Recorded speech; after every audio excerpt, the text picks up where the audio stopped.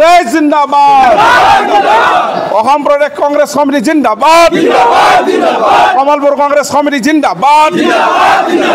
সাংবাদিক বন্ধুসকল আজি আপোনালোকে দেখা পাইছে আমাৰ বায়'ডাটা চাৰিআলি আমাৰ কমলপুৰ সমষ্টিৰ একেবাৰে বেকবন বুলি কওঁ আমাৰ মুখ্যতঃ দুৱাৰ এখন অসমৰে আজি ইয়াত এইবাৰ এটি তৃতীয়বাৰ আমি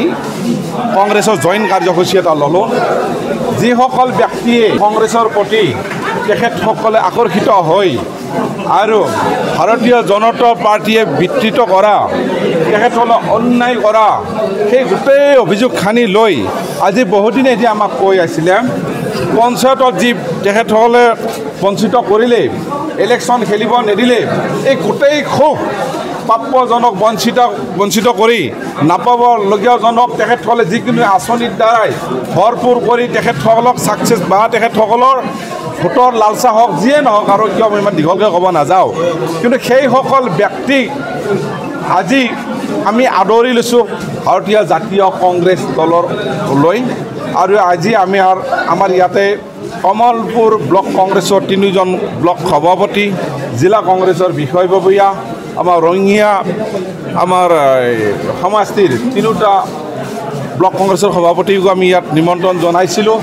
তেখেত গোটেইখিনি মানুহৰ মাজত আজি 106জন বিজেপি কৰ্মী 94 জন আৰু 7জন হৈছে আমাৰ অসম গণ পৰিষদৰ আৰু আমাৰ নিৰপেক্ষ 3জন মানুহ বাকীখিনি গোটেই মেক্সিমামে আমাৰ এইখিনি বিজেপি গোটেইখিনি গতিকে এই চেগতে আমি সেইসকল ব্যক্তিৰ জৰিয়তে আমি কমলপুৰবাসী ৰাইজক এটাই আগ্ৰহেৰে অনুৰোধ জনাম যে অনাগত 2026 চনত যেটো নিৰ্বাচন হ'ব কমলপুৰ সমষ্টিৰ আমাৰ যিজন কেণ্ডিডেট হ'ব কংগ্ৰেছ দলৰ প্ৰতি আপোনালোকে সকলোৱে আমাক সহায় সহযোগ কৰি আমাক ভোট দিয়ক ইয়াৰ পৰাই যাতে আমাৰ কেণ্ডিডেটজন ওলাই লৈ যাব পাৰোঁ আমাৰ গৌৰৱ গগৈ ডাঙৰীয়াৰ হাত শক্তিশালী কৰিব পাৰোঁ ৰাহুল গান্ধী ডাঙৰীয়াৰ হাত শক্তিশালী কৰিব পাৰোঁ অসম কংগ্ৰেছ আমি জিন্দাবাদ ক'ব পাৰোঁ আৰু যি জাতি ধৰ্ম বৰ্ণৰ কথা কৈ আমাৰ এই পবিত্ৰ অসমীয়া সমাজখনক তেখেতসকলে কুলংঘিত কৰিব ধৰিছে বেলেগ একো ৰাস্তা নাই অকল জাতি ধৰ্ম হিন্দু মুছলিম গাঁৱৰী গৰু বাংলাদেশী এইবিলাক কৈ আৰু এটা স্পষ্ট বাৰ্তা আমি কওঁ আমি সৰু ৱাৰ্কাৰ একোজন হিচাপে কমলপুৰ সমষ্টিৰ পৰা ক'ব যাওঁ অসমবাসী আমাক ক্ষমা কৰক যে আমাৰ কংগ্ৰেছ দলে কোনোদিনে বাংলাদেশীৰ ৰক্ষণাবেক্ষণ দিয়া নাই যিসকলক ধৰিছে বাংলাদেশৰ ভিতৰত পঠাই বাংলাদেশৰ বাহিৰত পঠাই খালি আমি সদায় কওঁ অসমৰ পৰা 24 ঘণ্টাৰ ভিতৰত সেইসকল সন্দেহযুক্ত বুলি যিসকলক কয় সেইসকলক বিতাড়িত কৰি পঠাই দিয়ক কিন্তু সেইটো নকৰি সদায় বাংলাদেশীৰ নামত ৰাজনীতি কৰিহে ভাল পায় কাৰণ বেলেগৰ জাগাত এতিয়া তেখেতসকলে ভোট নাপায় অকল হিন্দু মুছলিম বাংলাদেশী এইবিলাকে কয় গতিকে আমিও সহযোগ কৰিম চৰকাৰক বাংলাদেশীক ইমিডিয়েট বিতৰিত কৰিব লাগে আৰু যিসকল বাংলাদেশীয়ে অবৈধভাৱে আহিছে শাস্তিমূলক এটাই দি কিনে লগে লগে যেনেকৈ আঁতৰ কৰে আমি যাব লাগে আমিও যাম বৰ্ডাৰত আমিও কংগ্ৰেছ দলৰ সৈনিক গতিকে মই ইয়াৰ লগে লগে মই কাকো সমালোচনা নকৰোঁ কমলপুৰ সমষ্টি ৰাইজক মই ধন্যবাদ জনাম কংগ্ৰেছ দলৰ আদৰ্শৰ প্ৰতি আপোনালোকে সকলোৱে বিশ্বাস ৰাখক যিটো কংগ্ৰেছ দলে মহাত্মা গান্ধীৰ নেতৃত্বত ভাৰতবৰ্ষ স্বাধীন কৰিছিল সেই স্বাধীনতাৰ উপলক্ষে সেই সকলোকে সন্মান জনাই জাতি বৰ্ণ ধৰ্ম নিৰ্বিশেষে উচ্চ নিচ একো নাচাই সকলো সম পৰ্যায়ৰ উন্নয়নৰ কথা ভাবি প্ৰত্যেকটো এৰিয়াৰ সকলো সমভাৱে ভাবি আগুৱাই লৈ গৈছিল কিন্তু এতিয়া কি হৈছে আপোনালোকে গম পায় এতিয়া দেশখন কোনপিনে গৈছে আমি কোনপিনে গৈছোঁ আমাৰ মাজত ভাতৃত্ব ঘাটিৰ এটা ব্যৱস্থা কৰিছে যে আমাৰ নিজক নিজে কাৰোবাক যাতে মই কাৰোবাক মাৰোঁ মোক কোনোবাই মাৰে সমাজখন যে বিশৃংখল পৰিণত হয় ঠিক তেনেকুৱা একাংশক লগাই দিছে কাজিয়া কৰাৰ কাৰণে যিসকল লগাই দিছে আপোনালোকে গম পায় দ্বিতীয়তে আৰু এটা শব্দ কম আজি আমাৰ ইয়াত সবচেয়ে মহত্বপূৰ্ণ আৰু এটা অনুষ্ঠান যে আমাৰ কংগ্ৰেছ দলৰ পতাকা এইটো যাত্ৰাই নহয় পতাকা আমাৰ ঘৰে ঘৰে কংগ্ৰেছ কৰ্মীসকলৰ ঘৰে ঘৰে পতাকা যাত্ৰাৰ এটা নিয়ম লৈছোঁ যিসকল কংগ্ৰেছ কৰ্মী আছে সেই কংগ্ৰেছ কৰ্মীসকলে স্বইচ্ছাই কংগ্ৰেছ দলক যাতে ভাল পায় কংগ্ৰেছ দলৰ আমাৰ পতাকাখনৰ তলত থাকি কংগ্ৰেছ দলৰ পতাকাখনক সন্মান জনোৱাৰ কাৰণে নিজৰ নিজৰ পদূলিত তেখেতসকলে কমলপুৰ সমষ্টিৰ পৰা তেখেতসকলে আমি যিখিনি পতাকা আমি 10,000 পতাকা আনিছোঁ উপযুক্তভাৱে ঘৰে ঘৰে তেখেতসকলে পতাকা ল'ব তেখেতসকলে যাতে ভাবে যে আমাৰ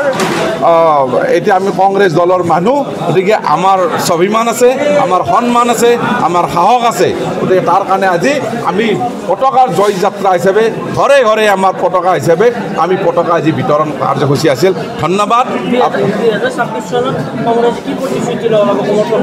কংগ্ৰেছৰ সদায় প্ৰতিশ্ৰুতি এটা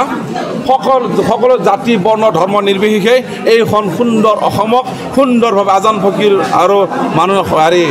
শংকৰদেৱৰ মাধৱদেৱৰ এই সুন্দৰ অসমখনক কোনো যাতে বিচলিত কৰিব নোৱাৰে আমাৰ মাজত ভাতৃ ঘাটি মানে ব্যৱস্থা কৰিব নোৱাৰে সকলোৱে শান্তিৰে থকাটো বিচাৰে উঠি অহা যুৱক যুৱতীসকলক সংস্থাপন কেনেকৈ দিব লাগে গৰীবসকলক কেনেকৈ ন্যায় দিব পাৰে যিসকলে অন্যায় কৰি আছে চিণ্ডিকেট কৰি আছে তেখেতসকলৰ বিৰুদ্ধে যাতে মাত মাতি ব্যৱস্থা ল'ব পাৰে ঠিক তেনেকৈ সকলোকে লগত লৈ সকলোৰে উন্নয়নৰ কাৰণে কংগ্ৰেছ আগুৱাই গৈ আছিল আৰু আজিও যাই থাকিব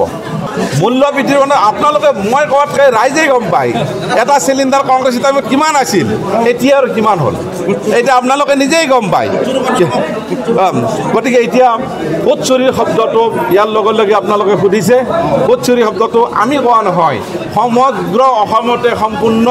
পৰীক্ষা নিৰীক্ষা চলাই এনে কোৱা নাই কিন্তু ৰাহুল গান্ধী ডাইৰেক্ট আগতে পৰীক্ষা কৰিছে ইনকুৱাৰী কৰিছে কৰি কেনে সম্পূৰ্ণ এজন মাষ্টৰ হিচাপে বুলি কওঁ তেওঁ এজন শিক্ষক হিচাপে এনেকুৱাকৈ দেখুৱাই দিছে ক'ত কেনেকৈ কৰিছে এটা এটা ঘৰত 400 500 80টা এটা এটা ঘৰৰ এটা এটা ৰুমৰ নামত ঠিক তেনেকুৱাকৈ তেখেতসকলে